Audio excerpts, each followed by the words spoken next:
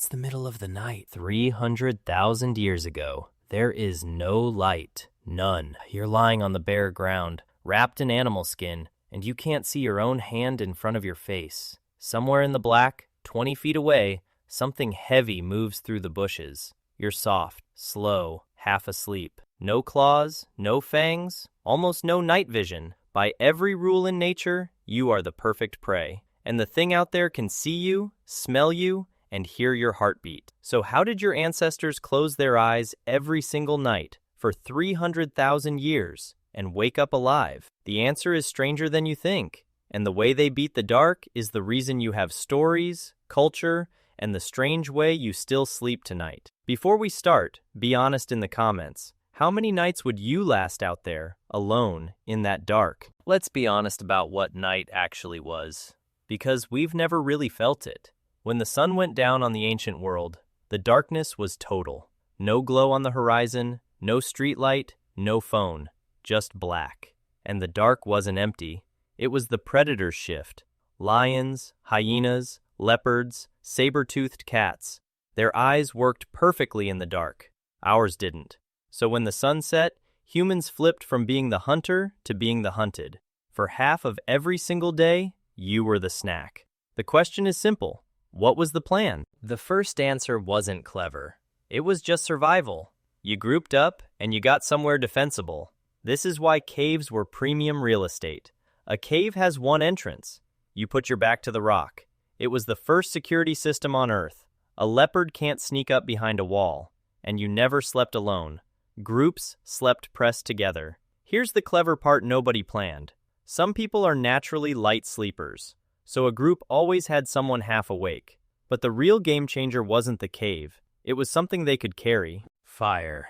Nothing about the night works without it. Humans played with fire for around 1 million years, but around 400,000 years ago, we learned to truly control it. And that one thing rewrote the night completely. A campfire creates a circle of safety roughly 30 feet across. Inside that circle, predators won't come. Outside it, you're in their world. Wander away from the fire at night, and you're far more likely to be killed. Predators evolved to hunt in the dark. An open flame isn't something they understand. A cautious animal avoids what it can't read. So a soft, weak human became untouchable at night. Not through strength, through a circle of light. But fire did something far stranger than keep us alive. It changed what we are. Before fire, the useful day ended at sunset. Fire suddenly added 2 to 4 usable hours to every day. And over thousands of generations, those hours quietly built our entire species. Researchers recorded years of conversation in one of the last hunter-gatherer groups. During the day, the talk was practical. Who's hunting where? But at night around the fire, 80% of conversation became stories, myths, adventures, jokes that made the whole camp laugh. Daytime was logistics. Nighttime was storytelling. Every evening, humans sat in a circle of firelight and narrated the world. That was the first theater, the first classroom, the first church. Those fireside stories were the hard drive of human civilization. It might be the reason we can imagine things that don't exist yet. Honestly, when's the last time you sat around a real fire and just talked? Tell me below. Now here's where it gets genuinely strange, and it might change how you feel about waking up at 3 a.m. You assume the healthy way to sleep is 8 hours straight. Wake up in the middle of the night and you panic. You Google symptoms. But that assumption might be completely historically wrong. A historian spent over a decade digging through thousands of old documents. He found the same thing over 500 times across centuries. People didn't sleep in one block. They slept in two. It was called first sleep and second sleep. You'd sleep about 4 hours, then wake up, and stay awake for an hour or two in the middle of the night. Then you drift back for a second sleep until dawn. This wasn't insomnia. This was normal. And what did they do in that quiet middle hour? Everything. They prayed. They thought about their dreams while they were still fresh. They tended the fire. They visited neighbors.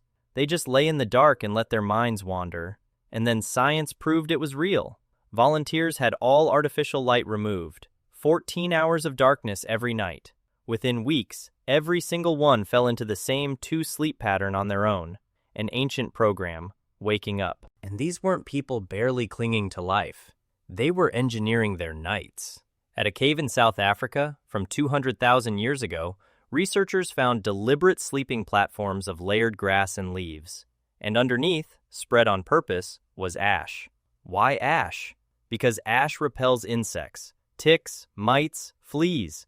Someone woke up itchy, looked at the ash, and made the connection. That is the scientific method, running inside a prehistoric brain. They weren't surviving the night. They were upgrading it. But here's the strangest truth of all, and it answers our question.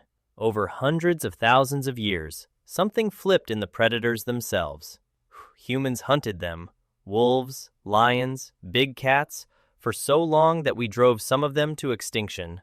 The survivors learned a lesson. Humans are dangerous. A sleeping deer is still a deer. A sleeping human might have a spear. So today, a wolf circling a sleeping human often doesn't attack. It observes from a distance, confused, trying to read a creature that gives off no fear at all. That confusion is your protection. The dark isn't deciding whether to eat you. It's deciding whether you're worth the risk. And you're not. That's how they survived. Not by being strong, by becoming the one animal the dark learned to leave alone. Here's the part that stays with me. We spent 300,000 years afraid of the dark, building fires, sleeping in circles. And then, in a couple of hundred years, we flooded the night with light and called it progress. It was. But we also lost something. That calm, clear-headed hour between two sleeps, most people will never feel it. We traded the whole night away for a light switch, and never even knew it was gone. And honestly, I don't think that hour was a flaw we fixed. I think it was something we forgot. So next time you wake at 3 a.m. and lie there calm, thoughts clear, don't reach for your phone. Don't panic. You're not broken. In the most literal sense, you're prehistoric. Your body is just remembering something it was never supposed to forget. If you want to keep remembering what we forgot, subscribe to Primal Y. I've got one that pairs with this perfectly. How they survived the deadly heat with no AC. Watch it next. And next time, we go further back to the strangest question of all. What did ancient humans do when one of them died?